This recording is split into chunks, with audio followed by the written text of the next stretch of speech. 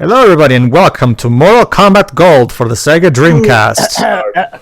Gee, numbers? What are those? That's because this is the super special awesome version of Mortal Kombat 4 that was made for the Dreamcast.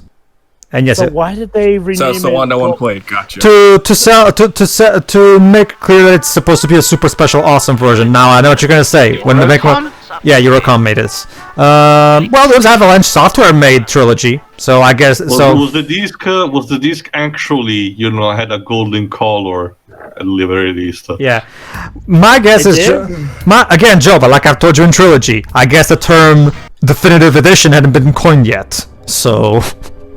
I mean, why not just call it Mortal Kombat 4 Gold, or were they afraid people would get confused by that?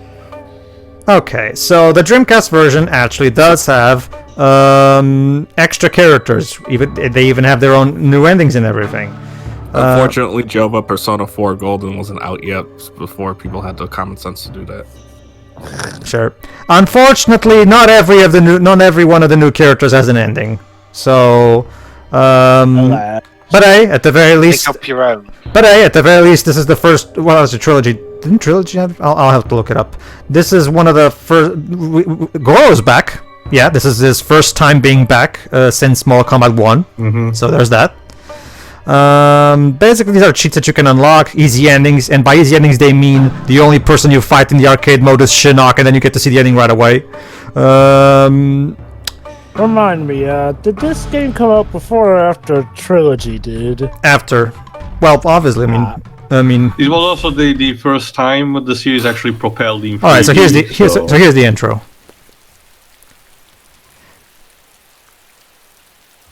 The interesting thing is that the original arcade cutscenes had subtitles, but for some reason the FMVs do not. And yes, for the first time ever, folks, we have properly rendered models instead of photo-captured actors. Mm-hmm. Well, this was the time when every game was expected to make the 3D transition, so... You'd be surprised, a lot of games, even on the PlayStation era, still had live action and all that. So yeah, if you like foreshadowed in mythology Sub-Zero, there's a new villain in town. But it's okay, guys. Sub-Zero kicked his rear end, so beating him should be it was a prequel to the first game. That means sometimes it's past, meaning that ancient evil has awakened again.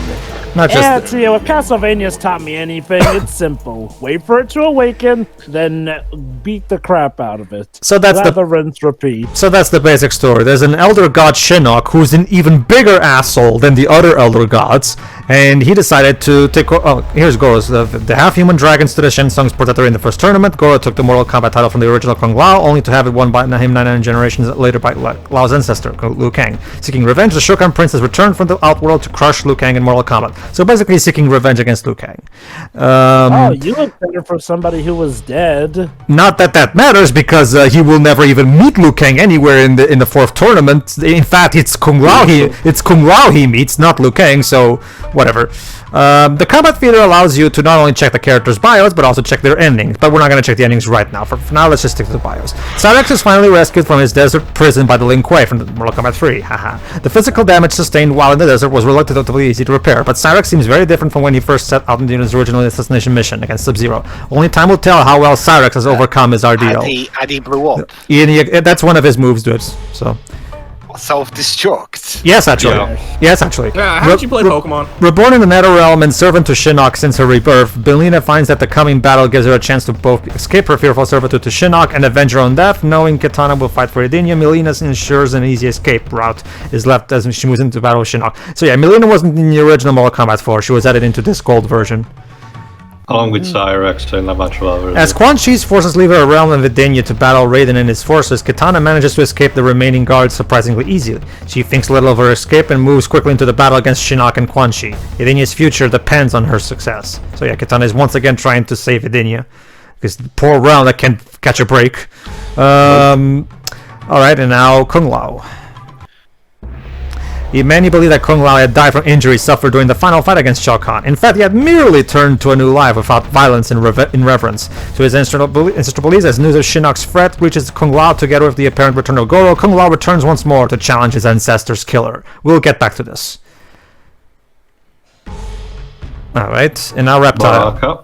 No, is it? Oh yeah, Baraka, you're right. No, Ever the nomad, Baraka has spent much time wandering many realms. While traveling back through Edenia, he has made an offer to rule the realm at the side of Quan-Chi. Eager to return into battle for any cause, Baraka accepts, but has a different idea of how things will turn out, because everybody in this Basically, franchise betrays everybody. So The first row is the characters provided for gold, essentially. Cyrex, Melina, Katana, Kung Lao, and Baraka. yeah, basically.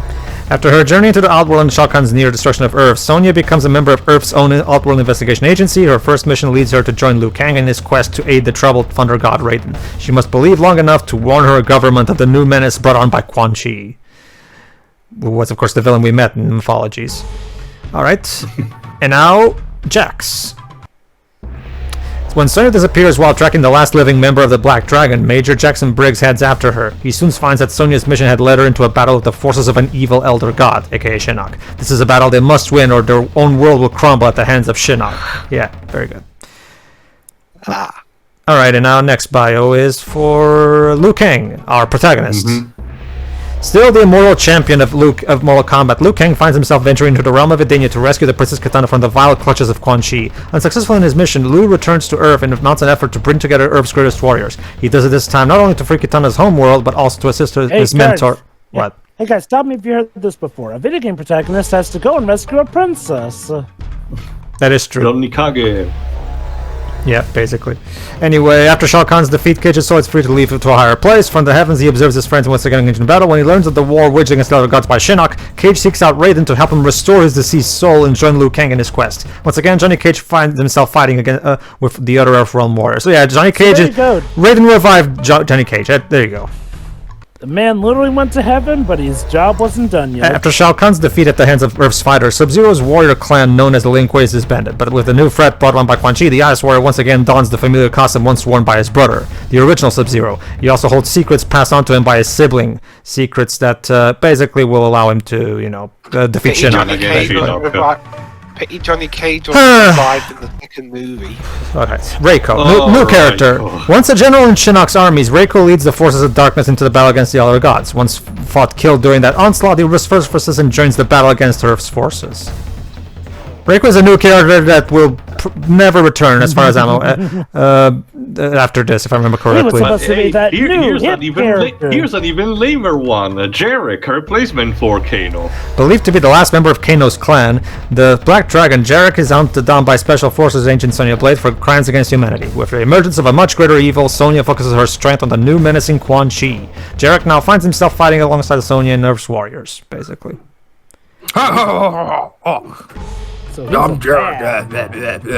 Oh look, it's Raiden. I wonder what his motivation is. The God of Thunder returns to Earth after the defeat of Shao Kahn, but finds a new threat when Shinnok's forces led by Quan-Chi attack the Elder Gods. With the heavens in disarray, Raiden exists as one of the last gods of Earth. He must come to the aid of his elders and put an end to the villainous reign of his ancient enemy.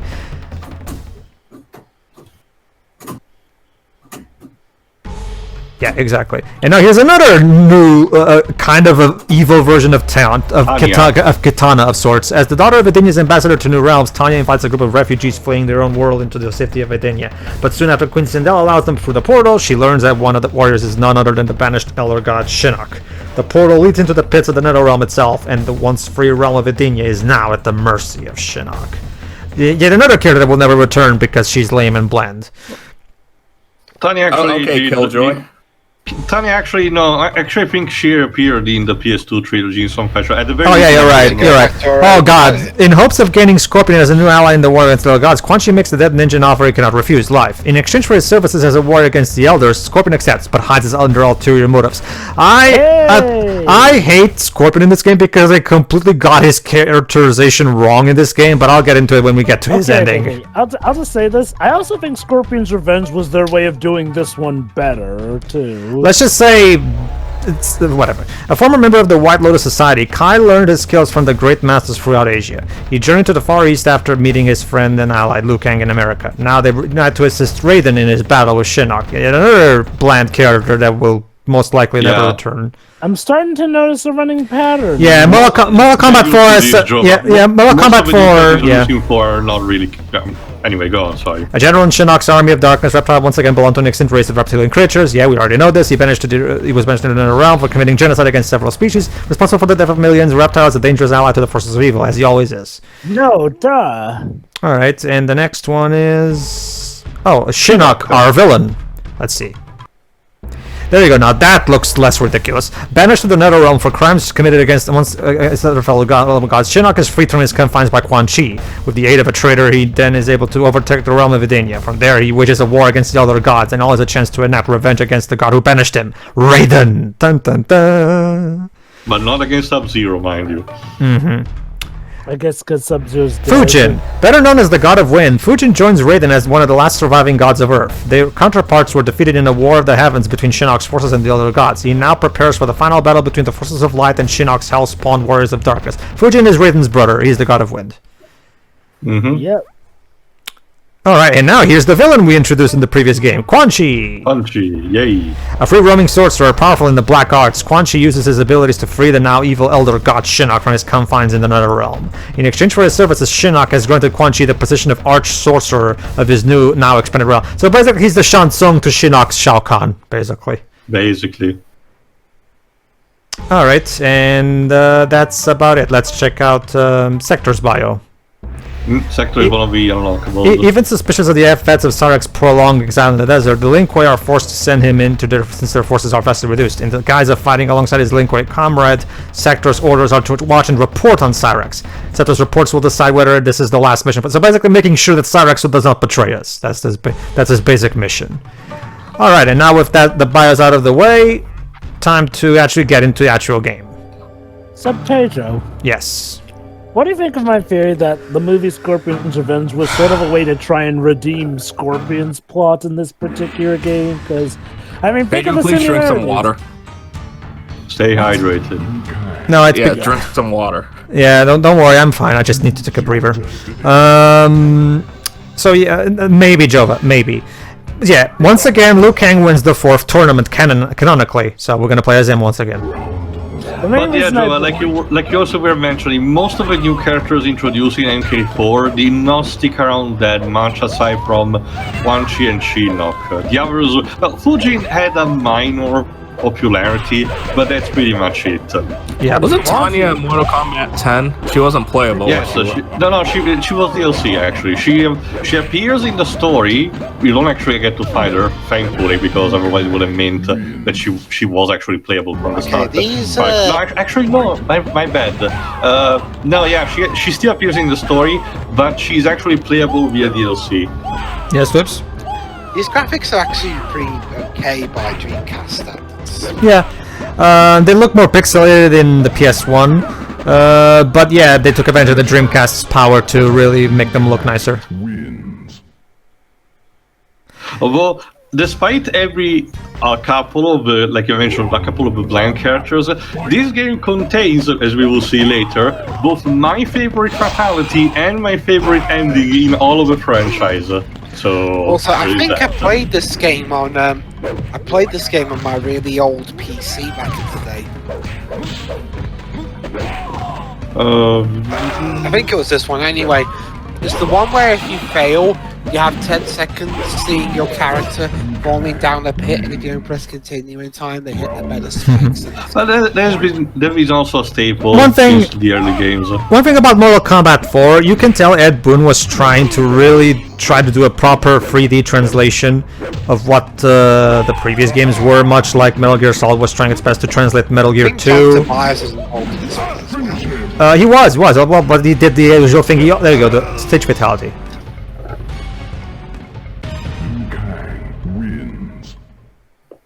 You know, this is kind of awkward considering how these two are supposed to be really good friends in the future. Well, Jova, there is no friendship in this term. Yeah, also, Jova, as with the new timeline, you know, characters can perform fatalities on their own family members gleefully, so... Sure. Well, Jackie, you got a D in chemistry?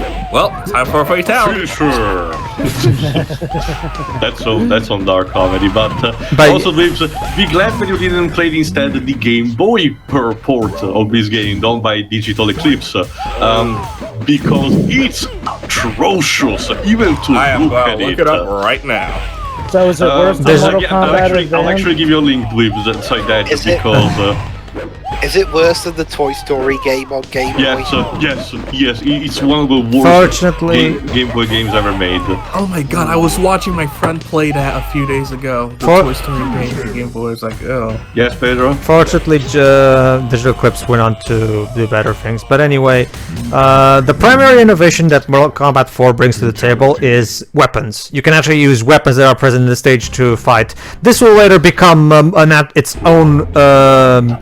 style of move in the next game, but yeah, basically you can pick up shit and throw at enemies, and that's about it. In terms of innovation, Mortal Kombat 4 doesn't actually bring that much new to the table. It's basically it's Mortal Kombat and it looks in 3D, and that's basically it. And I guess for the time that was a fine enough approach. That's what people wanted. No, one thing that I will say, however, is that I get the feeling the developers did get a bit lazy with this one as well, because a lot of the fatalities in this game are reused from the previous games. You know? I mean, repurposed into 3D though. I get the idea. I get the idea that oh my god, this is terrible. It's similar to what happened in MK9, where a lot of the fatalities were similar to the one of the first game, but they were just, getting the kink of things, Tio, this is terrible.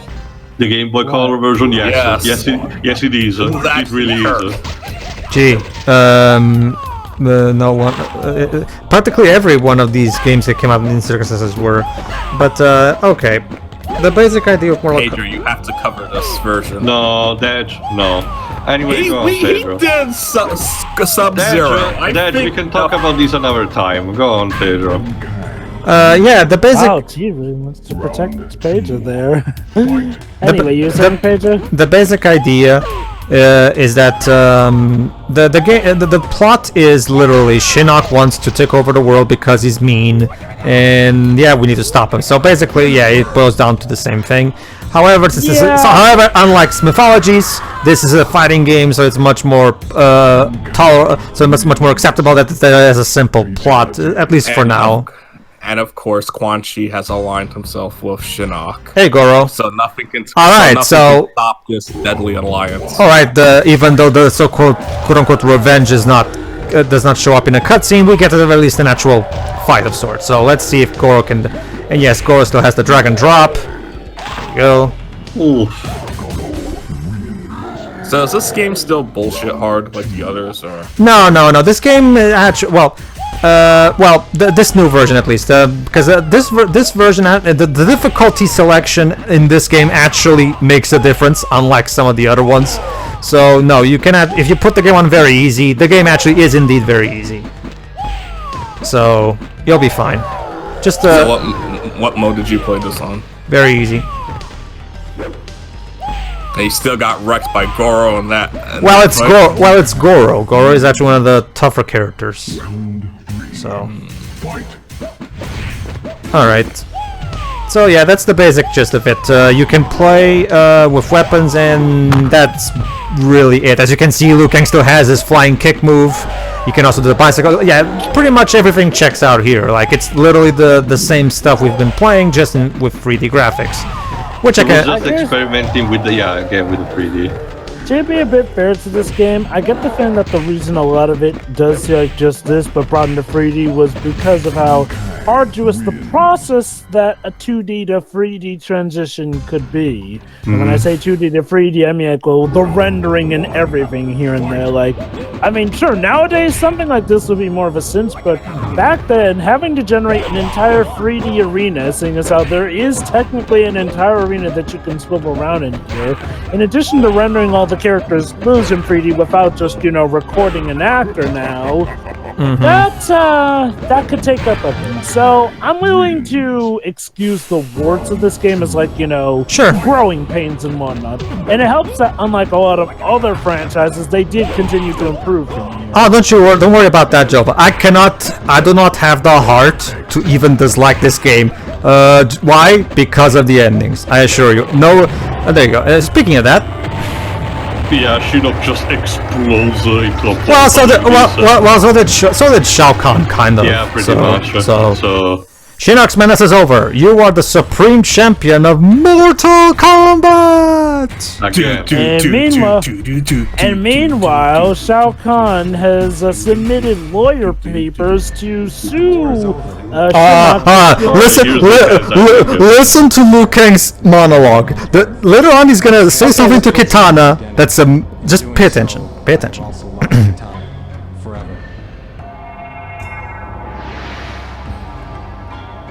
Kitana?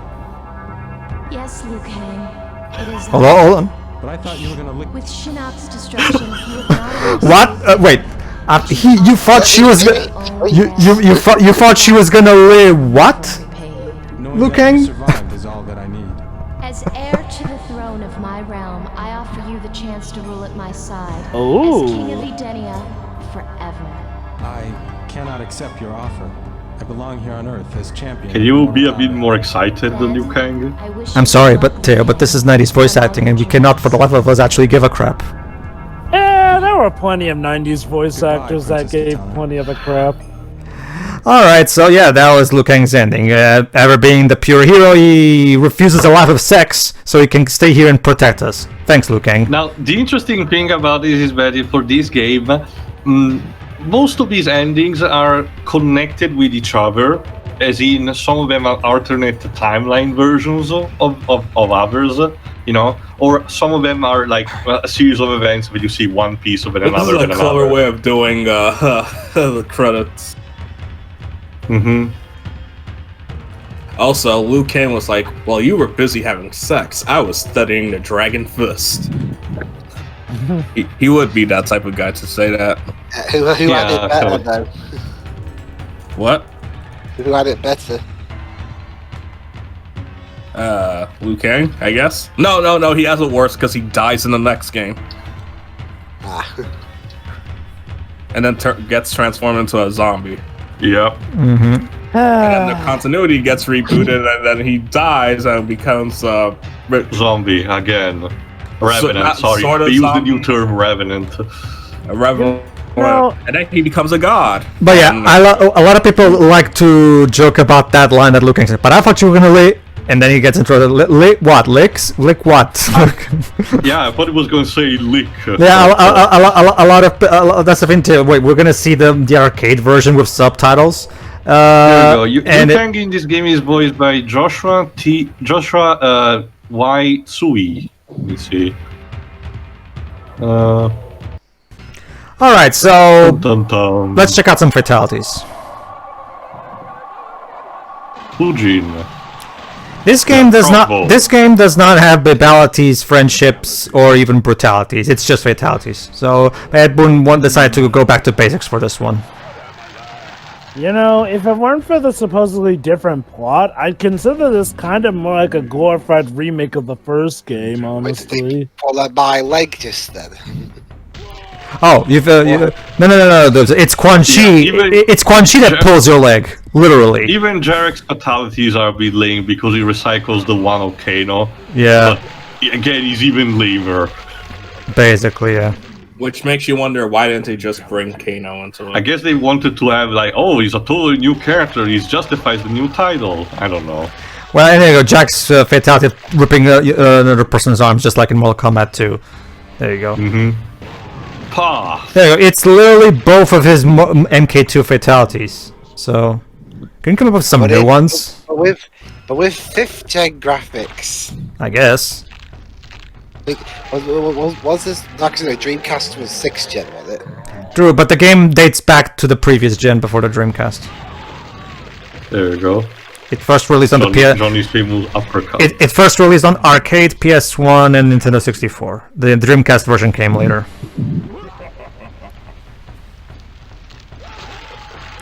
Oh, yeah. Aside from a few exceptions, even the new characters don't really have that many spectacular fatalities.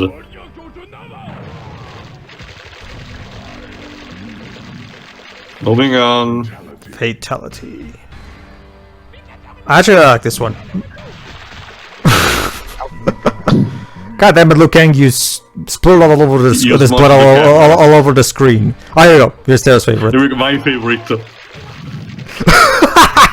And by the way, leave it there, he keeps going. I could watch this all day. Okay, that is that. Hey, Drew, can you make a gif of that? Several actually. It actually returns the MK9 and it's absolutely glorious.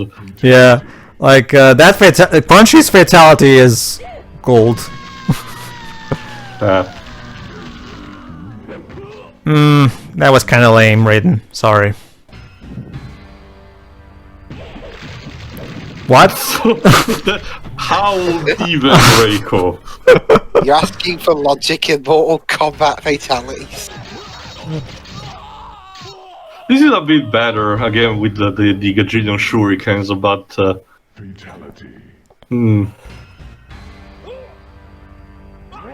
Yeah, that makes sense for this one to be right. my. He literally eats your head until you die. There you go. The way he did it, it looked like he was humping. There you go. Acid. Yeah. Acid, of course. He barfs the Vector Man.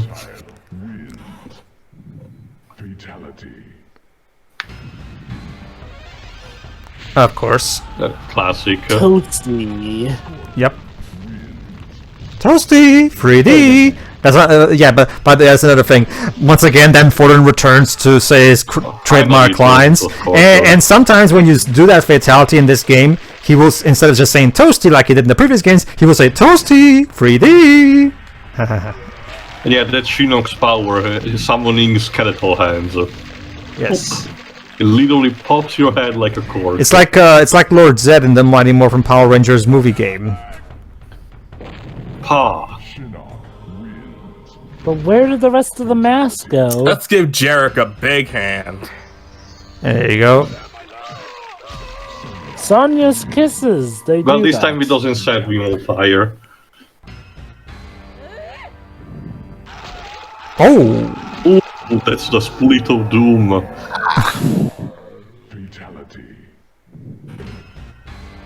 Okay, Sub-Zero, go ahead. And of course, spine Yay. rip, spine rip.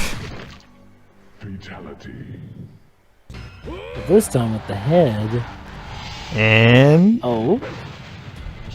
I mean, it's classic, it's fine, it's just that... Again, too busy. Alright, let's see what Tanya can do. hey, yeah, Tanya stole Katana's fatality, kind of. I mean, yeah, the effect is different, but the whole kiss of death thing—that's Katana's thing. First death ever. And this fatality looks more like a Sonya fatality. That's how Chun-Li killed Bison in the movie. Yeah. Oh my god, seriously? Yeah. Yeah. And look at this. Stage fatality. Stage fatality. Why does everything have to fly over the camera in this game? Because it's 3D! 3D! There you go, Dibs. See? Yeah, this is lame. It just stands there, doesn't do anything. Well, Tia, don't you get it? Back when this was released, that looked amazing. Alright, here's other fatality. Way too many bombs, Cyrex. So much so that the Earth explodes! Oh, Overkill much? Yeah, fatality on the whole Earth. There you go, return of her. Mina throws nails. Well, this was a fatality in 3 as well, too. So. True, I guess.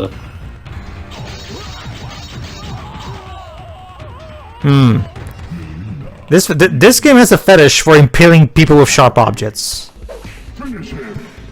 Imagine that in a Mortal Safety Kombat first. game. Oh, Jesus Christ, no. Oh, yeah. Alright, another one. Of course, decapitation. Thanks to our fan.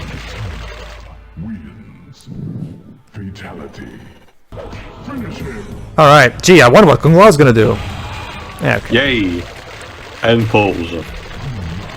Kung Lao, the camera's over here. Pedro, come on.